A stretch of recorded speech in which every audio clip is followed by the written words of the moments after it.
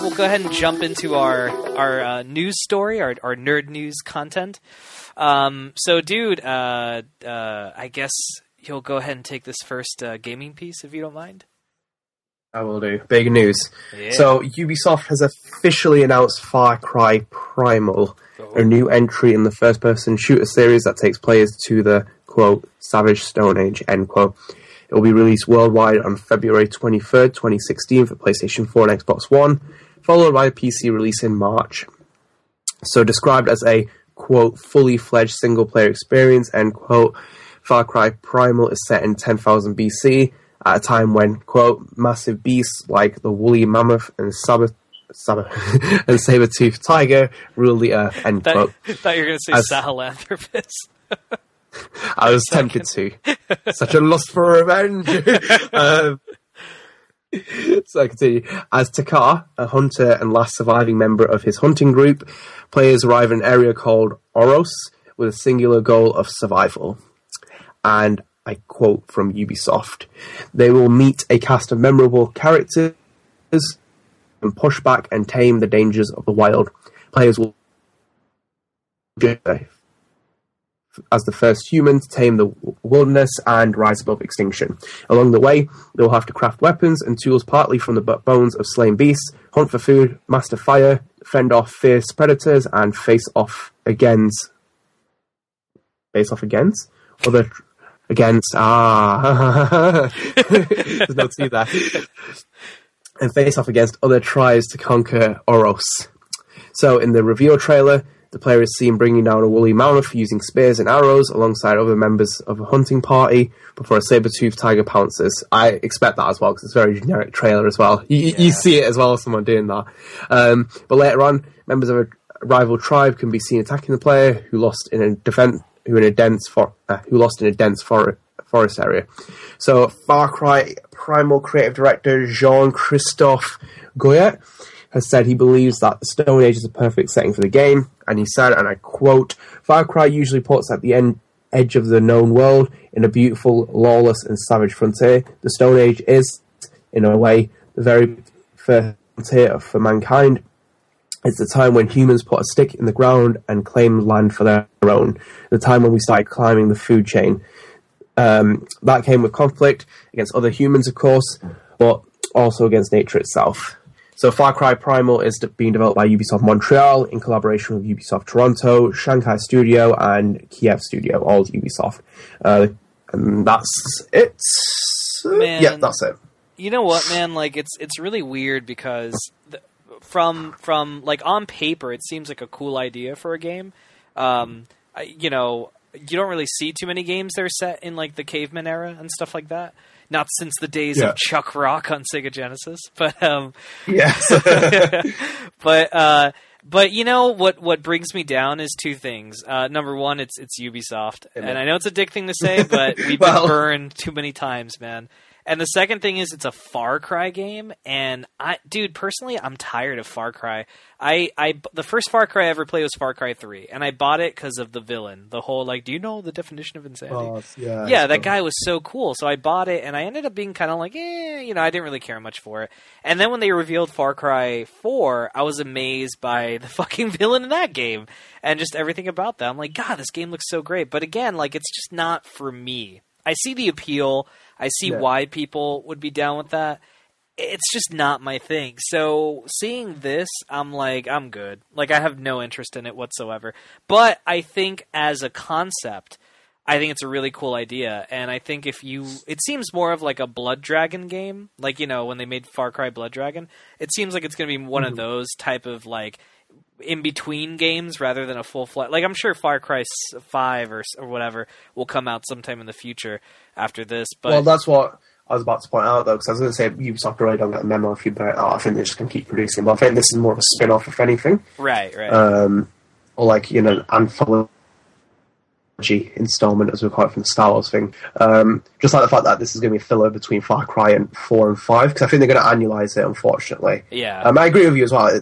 When you annualize things, you kind of lose taste for them. Like, just that kind of, the appeal goes, it's the same thing, just same shit, different setting, just masked up and, a bit different. I will give them the fact that I like going back to the Stone Age, though. Yeah. And the fact that they remove guns and it gets away from the very generic. I think, I was going to say to you as well, a few days ago I walked into a game store as well, not a game, but a video game store. And I looked on the wall and all the cover arts were the most generic Hollywoodized movie posters you'll ever see. Right. And then fully before I left as well, I picked up a next copy of MGS4 with a Shinkawa art and put it in the middle and walked out. So it's there we go. That's the unique touch I was looking for. But no, back to the actual thing though. It's interesting idea, but again, as you say as well, Ubisoft, I'm burnt out. I'm not buying Syndicate, haven't pre-ordered it, don't give a shit. I've not paid any attention to that game. And Same here. I've been seeing things here and there, you can play you see Charles Dickinson, blah blah, and it's but only in DLC. I'm well, okay, cool, I'm not buying it. Because I'm already sending my message to Ubisoft. I'm reluctant to buy Rainbow Six Siege, because I haven't played the beta, but I've heard atrocious things from people. People have really nicked off of how bad the quality is. But this game, if you're a Far Cry player, I think you're going to really enjoy it, because it's more fully focused on single player. Might be fun. I'll have to see what happens with reviews and stuff like that, but I'm not really completely sold on it right now. No, even if it gets glowing praise, the blowjob of reviews, I would be nah. I'm still gonna. I'm just done, dude. Far Cry is not. I've learned. I mean, twice. I gave it 2 chances. I got 3 really, because I bought Blood Dragon 2, and there's always something off about it. It's just I'm not made for games like that. But like I said, I see the appeal. I can see how a person could get into it, and I'm sure if you're a huge Far Cry fan, this must be fucking awesome. So, I'm happy for people who like those games and stuff like that, and for anyone who wants to jump in on it. But I'm tapping out. I'm done. It's one of those things where it's I need to leave this party. I've been in it too long. But I'm sure people just walking in are gonna love it. But just I'm out. So yeah, exactly. Yeah, but all right, cool. Well, we'll move into our last gaming news piece. It's based. This is a piece on Shenmue. We have Yu Suzuki coming back into the news.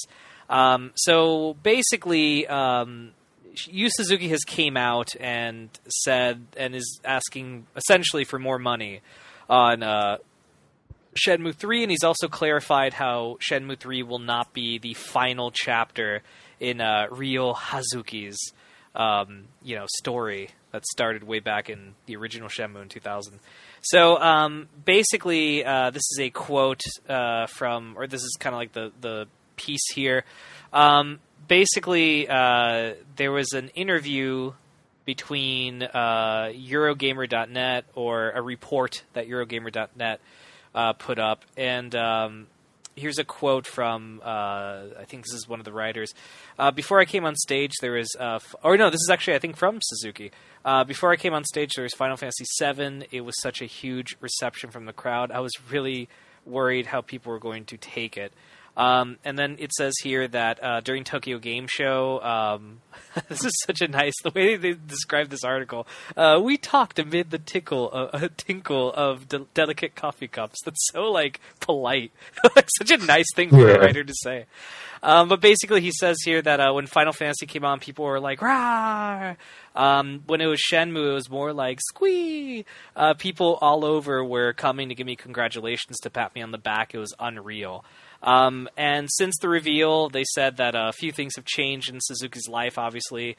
Now he gets into his office at 6:30 a.m. and leaves at 10 o'clock p.m., and things like that. So he's working really hard on it. But he did go on to say that, this is something that people have been asking for a while. Obviously, the Kickstarter campaign, kicked it off very well, and that they have the funds to continue it. I think they, within 102 minutes of going live, they had raised $1 million, earning itself a world record. But despite all of these, big, and the campaign ended with 6.3 million, which was huge. It's actually the highest funded video game project on Kickstarter. But despite all that, the game, there's concerns about it. Back in the day, the original games were 70 million, and so now Suzuki's kind of asking for more money. He's doing a slacker backer campaign, which is basically they allow people to kind of stick. People who couldn't make it, I guess, to the Kickstarter party can now contribute money and things like that. And yeah, the article just kind of keeps going on and on about the history of Shenmue as a whole and talks about it. He did say, this is like what we alluded to at the beginning of this news piece, he did say that Shenmue 3 is not the conclusion of Ryo's story. He says originally, as you know, there was going to be 11 chapters. It was yeah, it was only ever going to be 2 games. When we began development, the volume of the story was too big for one game. When we decided it was going to be 2 games, most of the story was already complete. To fit all of the rest of the 11 chapters into Shenmue 3, it could help the story progress, but I'd lose its playability. Shenmue's a game, not a novel. If it loses its playability, it loses its purpose, so it's not the final part. And then he went on to say it's way too early to talk about Shenmue 4. He quote-unquote merely chuckles when it was brought up by the author of this article. But it's something that he would want to do somewhere down the line after Shenmue 3 releases in 2017. And then the rest of the article, again, just kind of continues kind of reiterating stuff it already brought up. I mean, basically, I don't know, dude. I mean, I think... Shenmue 3, I know we have very different views on this. I'll tell you one thing I think is stupid, is the fact that he's not concluding the story with Shenmue 3. I think everyone... Here's the thing. Shenmue 1 and 2, I love them. I thought they were really good games, but they sold shit. And they're very humorous now. If you see them now, they haven't aged very well. They're very funny. For people like me, they're just very nostalgic, and I think that's what makes them... what's the word? More appealing. Appealing, yes, thank you. Than anything else. But I think everyone was saying, God, if only they would make Shenmue 3. We were saying that, and what we were basically saying was, God, I hope they finish the story.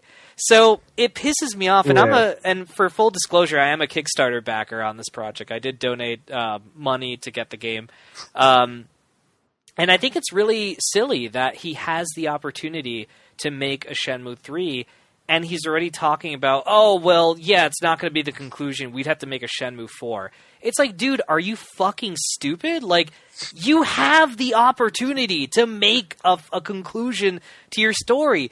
Do it. Don't be, like, listen to fucking Shia LaBeouf. Do it, man. Like, don't be a dick. Don't fucking say, oh, no, we got to save more. Don't be greedy, man. Like, I know it's going to compromise your vision of the game, but, dude, your vision was already compromised when the last fucking game that came out on a console 2 generations ago failed to make a launch. Like, don't be an idiot. Conclude the story. So I think it's ridiculous that he's not doing that. Like, that's so fucking dumb. The asking for more money thing, I mean, it's not something that's... I mean, Bloodstain did it, and they already had more than enough money. They had a slacker backer campaign. Yooka-Laylee did it, and they had more than enough money than what they had asked for. I think the reason why it's getting a lot of headlines with Suzuki is because he had said already, well, with the money I have now, I can make Shenmue 3. It's just not going to be the best Shenmue 3 I can make. Which, again, don't say that. You can think that, but don't fucking say that. So asking for more money, I don't think it's wrong, but in his case, he comes off as an asshole. Like, it just doesn't come off as well. It raises some serious questions about the ethics of Kickstarter, because the fact is that you've already gone past your record and surpassed it of like how much you said that you'd need, and you're already asking for more money. Mm-hmm. Doesn't that kind of like strike you as a bit strange in every sense, even with all those other back Kickstarters? Because you set a goal of how much money you need, but then you kind of coming out and saying we might need a bit more money. I don't think it strikes me. Well, that's not how they're painting it. They're calling it a slacker backer campaign. So the way they're painting it, and this is what Yooka-Laylee and Bloodstain have done as well, the way they're painting it is they're saying, oh, well, people couldn't contribute during our Kickstarter campaign, so we're just giving them another opportunity to donate money to us while we're developing the game. You know what I mean? But it's the same thing that I've just said, but it's being painted in a different colour. Exactly. Like, it's just basically it being appealing. But I'm saying it's still... You must question the ethics of what Kickstarter is. And, like, if everything about it, if, like, you already have a set goal, you take it, and they've already surpassed it by quite a few million, right, and yet it's still not meeting the ideal vision. What the problem is, though, is the entire point is that what Yu Suzuki is trying to aim for is a AAA game. It's not a AAA game. It has to be an indie game. Right. It needs to be developed on a budget. Because when you already said it's an open-world game, I'm like, really? For the money you're getting, look at Kojima, how much money you put into that game, it's still not finished on MGS5. Right. Like, there must be more grand scale of image of what MGS5 is going to be. Oh, hands down, yeah. It's not going to be a AAA game. You need to work on the budget. You need to work carefully with it. The entire point is that this is a game that no publisher is going to back into a store because, again, it's a very niche audience. The people who are going to play on it are like you, nostalgic people. Even if you put a remastered version out of, like, you know, both the other two Shenmue games, Sega did that. It still wouldn't have that much benefit from it because it wouldn't sell that much. Again, it's this very small audience. Whoever backed up Kickstarter is almost pretty much showing you what the sales would have been for that game.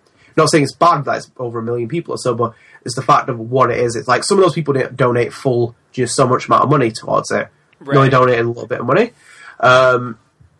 So that's like one of my key issues with it, is the fact that you need to understand it's not a AAA game. It won't be a AAA game. And like already, like the other thing is that it's already in like this game is on the level of Last Guardian.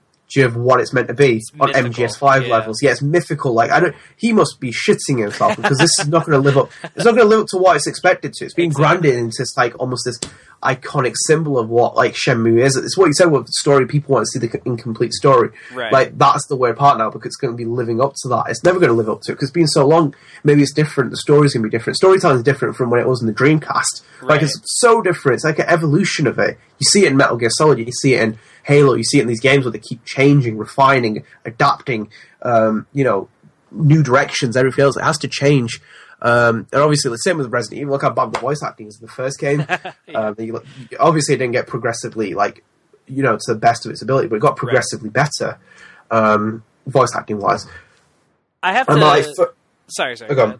No, I was going to say, yeah, dude. Something you said, because you're on a roll, so I don't want to stop you. But something you said like a few moments ago, dude. Let me just go on the record to say, I think, and this is like. I feel bad saying this, but it's the truth. But I will go on the record to say the Shenmue 3 Kickstarter, and I don't know much about Kickstarter campaigns. I'm not very familiar with it. You know, this is very new to me. But I think it's one of the worst. When they were running that Kickstarter campaign, it was one of the worst Kickstarter campaigns I've ever seen ran. Yeah. It was really bad from a lot of levels. I mean, it's almost a podcast of its own for me to talk about that. But in general, just the statements Suzuki make, I mean, I think you nailed it, dude. He's really tackling this like a AAA game.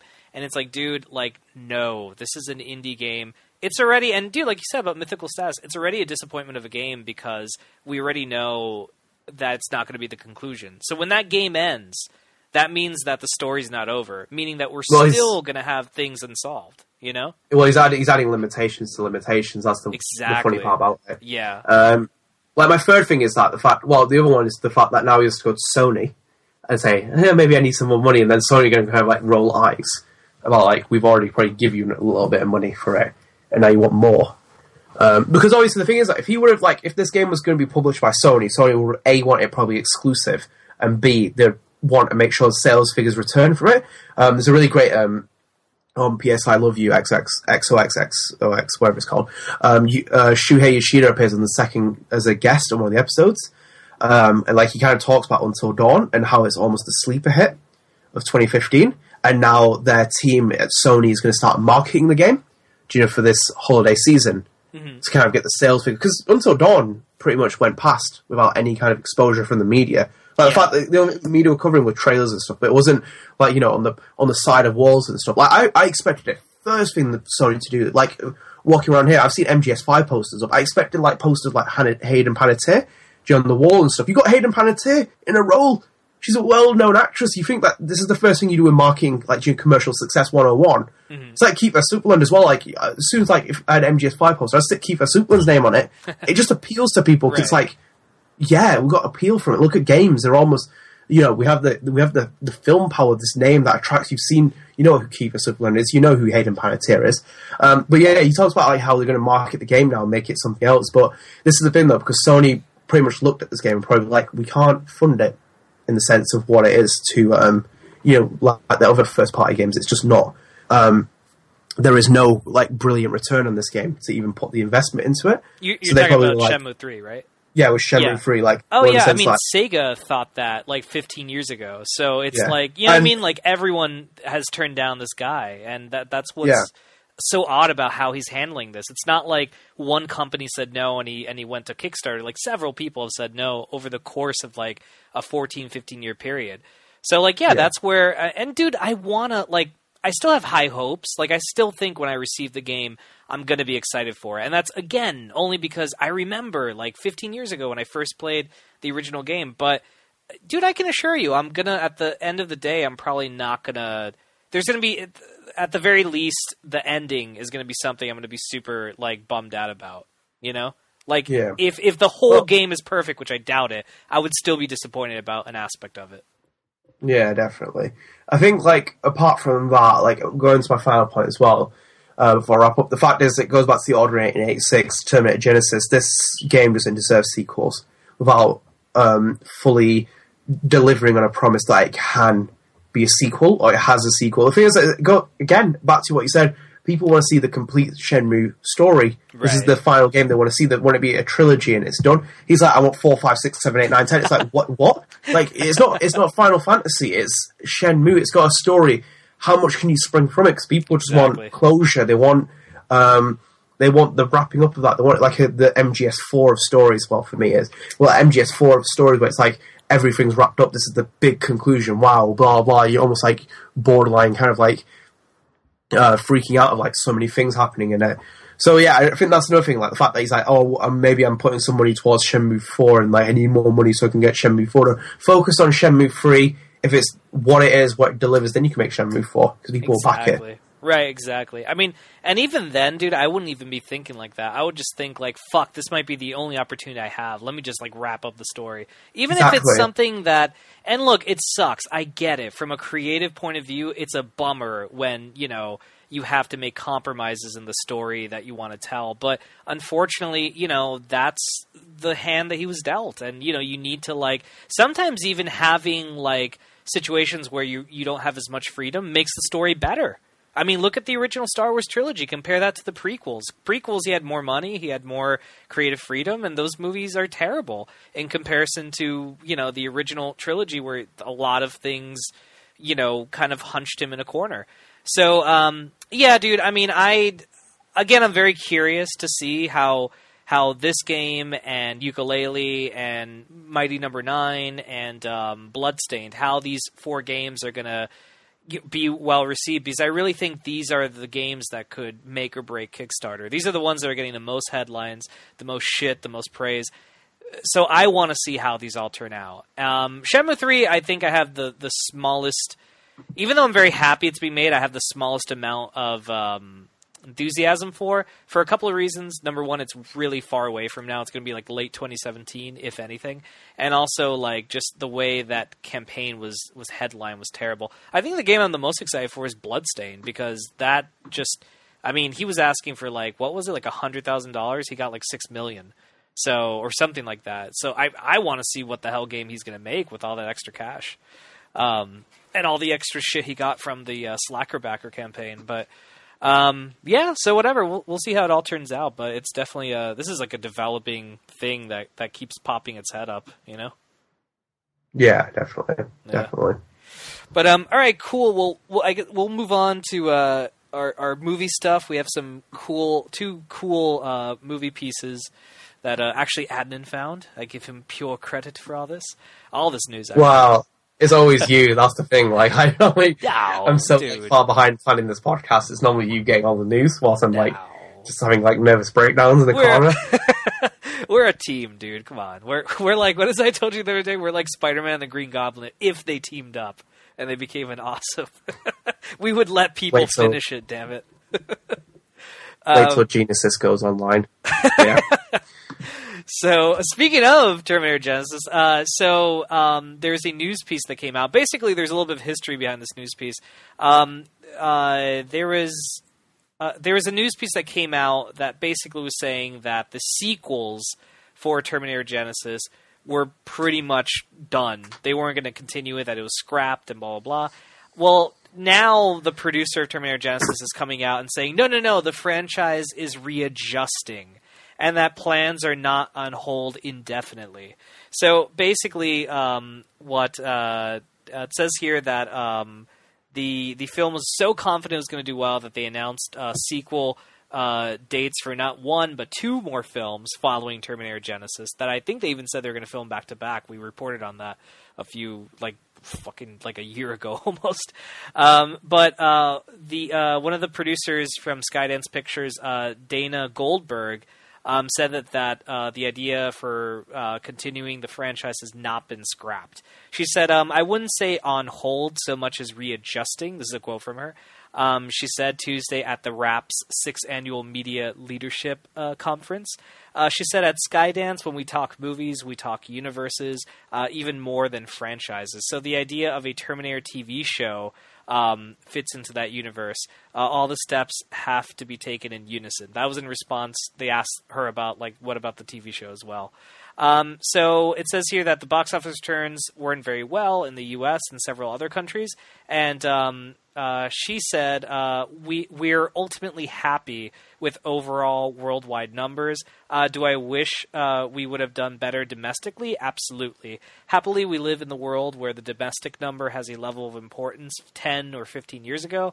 I'm not saying it's not important. It is. But we have to play to a worldwide market. In terms of Terminator, the worldwide market paid attention, but we're not taking the domestic number lightly. So basically the article ends with saying, don't expect two more films back to back for now. But the company plans to do research into what people liked and disliked about the movie before it proceeds with anything else. So those early 2016 shoot dates, they say, can be wiped from the timeline. That's a quote from the article. Yeah, I think that's good that they're doing that they're stopping and they're reevaluating, what's going to happen with the franchise. God knows they need to stop and drop and roll. They're on fire right now, so they need to figure out what the hell are we going to do with this franchise. TV shows and all that crap, don't think about that. They need to think about how the hell are we going to resurrect, the series in a better way. I don't know, dude, what they can do. I think making a sequel to Genesis would be bad. I almost feel like they should just reboot the franchise completely, and I hate saying that, rebooting franchises. I hate that, but I don't know what the hell they could do at this point. They've fucked up the timeline. Should just stop making Terminator films. That's a better idea. Just leave it be. Oh god, if you can't do it, just don't do it, and stop bringing Arnold Schwarzenegger back. He's not even part of Terminator anymore. That's very true. Actually, I like your idea better. Just don't make being a dead horse, if anything. Bring true. Captain Candy. Dude, I mean, I think the idea... I remember back when Terminator 3 was announced. I'm like, why would they make a Terminator 3? They stopped Judgment Day. What more do you want? And then, they were like, oh, Judgment Day is inevitable. And I'm like, all right. And then... Judgment Day is inevitable. And then, what was it? Salvation came out, and I'm like, well, I guess that's all they could do, right? Make a war movie after the ending of T3. Yeah, I think it's done, dude. I think this franchise is overcooked and is burnt, and you need to return that dish back to the server, man, at the restaurant. It's just not, working out. We talked about earlier in the show, Genesis was a colossal, shit, at least in our opinions. And I guess in America's opinion, because it didn't do too well domestically. Yeah, dude, maybe they should just let it die for a little bit. At least let people yearn for. I don't think people even yearn for it, really, though. Who's like, man, I wish they'd make another Terminator movie. You don't hear people say that very often. It's just when it pops up, you're sort of like, well, I guess I'll watch it. Arnold's in it. That ought to be cool, right? Whatever. But I guess that's all really to say. I think Adnan summed it up perfectly. Just don't make it. Yeah.